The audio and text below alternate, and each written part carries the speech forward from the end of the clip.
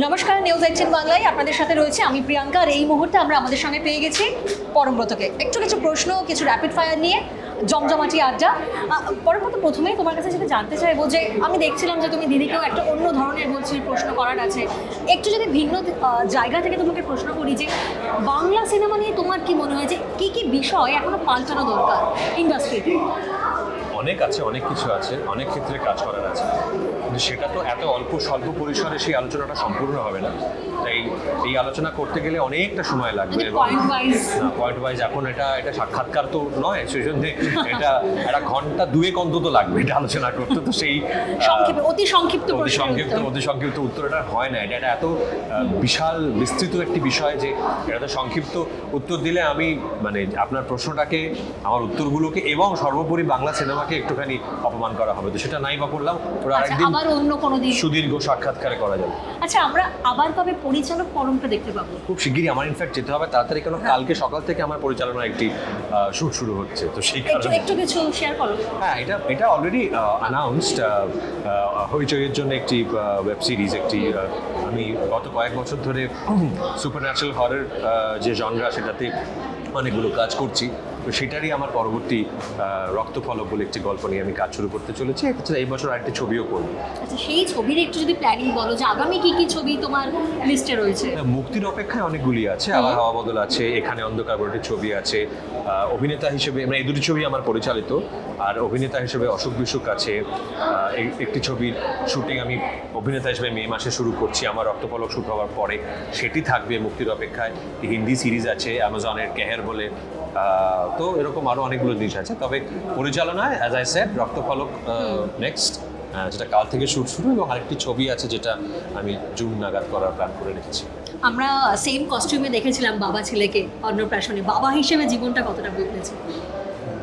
নিঃসন্দেহে বদলেছে, এবং সেটা ভালোর জন্য বদলেছে। মানে সেটা মানে আরও সুন্দর দিকে গেছে। সেটা নিয়ে আমি জীবনে একটা অন্যরকম শান্তি এবং আনন্দ এসেছে বাবা হিসেবে। সেটা নিয়ে আমি খুবই আনন্দিত এবং খুবই নিজেকে সৌভাগ্যবান মনে করি যে এই অভিজ্ঞতাটার মধ্যে দিয়ে যেতে পারছি। আচ্ছা, তুমি আজকে দিদির ইন্টারভিউ দেখলে অনেকক্ষণ, সেক্ষেত্রে কি মনে হয় যে মমতা বন্দ্যোপাধ্যায়ের কোন কোন গুণ তুমি অ্যাডপ্ট করতে চাও, বা তোমার মনে হয় যে হ্যাঁ এই গুণগুলো আমার মধ্যে থাকা উচিত? আমার মনে হয়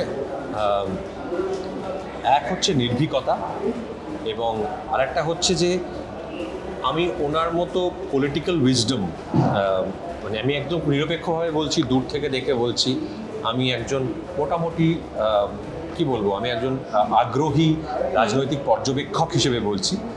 ওনার মতো রাজনৈতিক বিচক্ষণতা খুব কম রাজনীতিবিদের এই মুহূর্তে ভারতবর্ষে আছে বলে আমি মনে করি। সেটা, এবং সব থেকে বড় কথা সেটা হচ্ছে সেই বিচক্ষণতার পরিচয়টা উনি ওনার স্বকীয় ভঙ্গিমায় দেন, ওনার মতো ভঙ্গিমায় দেন। উনি বাকিদের মতো নন, উনি আলাদা অনেকটা। বাট সেটার সঙ্গে কিন্তু বিচক্ষণতা যে কতটা জড়িয়ে আছে সেটা ওনার রাজনৈতিক ক্যারিয়ারটা দেখলে পরে বোঝা যায় যে সেটা কতটা। এবং আরেকটা জিনিস যেটা অবশ্যই, যেটা আমার মনে হয় প্রচণ্ড অ্যাডমিরেবল কোয়ালিটি, সেটা হচ্ছে যে she is a street fighter. মানে ওনার ধরনটা, ওনার যে পদ্ধতিতে উনি লড়াই করতে ভালোবাসেন, সেটা হচ্ছে একদম রাস্তায় নেমে সাধারণ মানুষের মাঝে গিয়ে, এসি ঘরে বসে নয়। একেবারেই। আচ্ছা, এই বর্তমান সিনেমাতে আমরা দেখেছি, বর্তমান অবস্থায় যে বাংলা সিনেমার মধ্যে তোমার কি মনে হয় যে কমার্শিয়াল সিনেমাটা হওয়া বেশি উচিত? কমার্শিয়াল সিনেমা না হলে অন্য ধরনের ছবি হয় না। অন্য ধরনের ছবির যে পাইপলাইন, মানে কমার্শিয়াল ছবি থেকে অন্য ধরনের ছবির ফান্ডিংটা আছে, কমার্শিয়াল ছবির সাফল্য থেকে অন্য ধরনের ছবির প্রাণভোমরাটা কমার্শিয়াল ছবির মধ্যে লুকিয়ে আছে। সেই জন্য আমি বারবারই বলি, আমি নিজে সে অর্থে দেখতে গেলে কমার্শিয়াল ছবির লোক নই, কিন্তু কমার্শিয়াল ছবির গুরুত্ব যে কোনো ইন্ডাস্ট্রিতে, বাংলা বলে না, অসম্ভব বেশি কমার্শিয়াল ছবির গুরুত্ব, এবং সেটা আরও বেশি পরিমাণে হওয়া উচিত, এবং সেগুলো আরও বেশি বেশি সফল হওয়া দরকার। আচ্ছা, শেষ প্রশ্ন করি তোমাকে। এখন দেখা যাচ্ছে যে ফলোয়ার্স দেখে অভিনেতাকে নির্বাচন করা হচ্ছে, তোমার এখানে কি অবস্থান, তোমার কি মতামত? এটা একটা সময়ের সঙ্গে একটা এভলিউশন যেটা ঘটেছে। আমরা যখন সোশ্যাল মিডিয়া এসেছে সেটাকে আমরা সবাই মিলে চাপটে ধরেছি, সেটাকে এমব্রেস করেছি।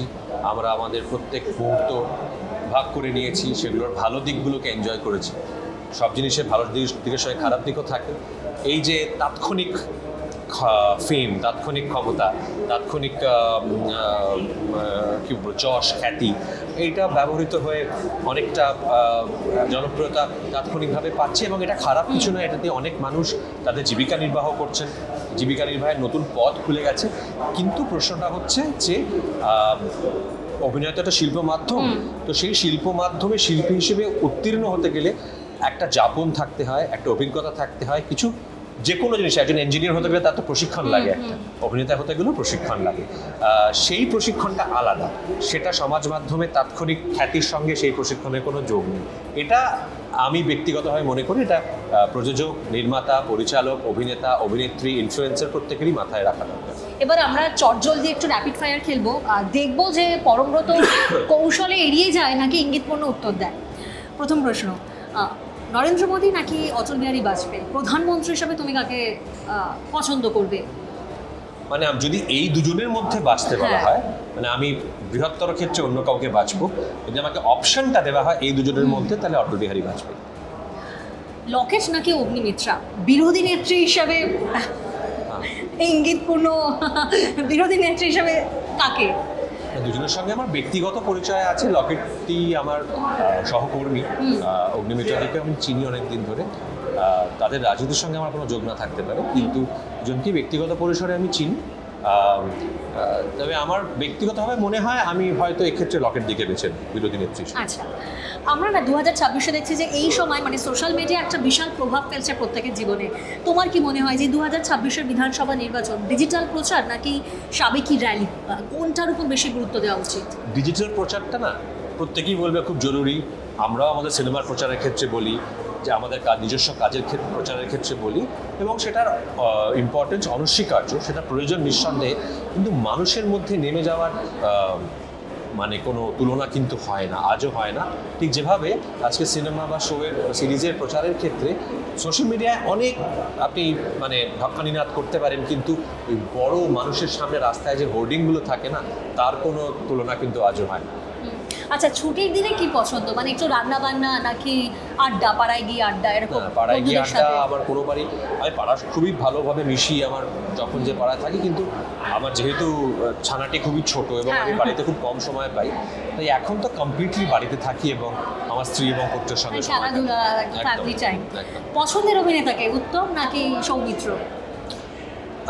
যদি সার্বিকভাবে একজন শৈল্পিক মানুষ হিসেবে বলি, যার পরিধি, যার ব্যাপ্তি অভিনয় ছাড়িয়ে আরও অনেক দিকে ছড়িয়ে পড়েছে, তাহলে নিঃসন্দেহে সৌমিত্র চট্টোপাধ্যায়।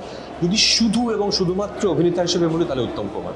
আচ্ছা, শেষ প্রশ্ন, পছন্দের নায়িকাকে সুচিত্রা নাকি সুপ্রিয়া? অভিনেত্রী? হ্যাঁ, অভিনেত্রী সুপ্রিয়া দেবী, আর হিরোইন সুচিত্রা সেন। আর যদি অপশন দেওয়া হয় আলিয়া নাকি দীপিকা? আলিয়া। আলিয়া।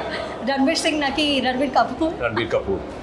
প্রত্যেকটা উত্তর পেয়ে গেছি। Thank you so much Parambrata.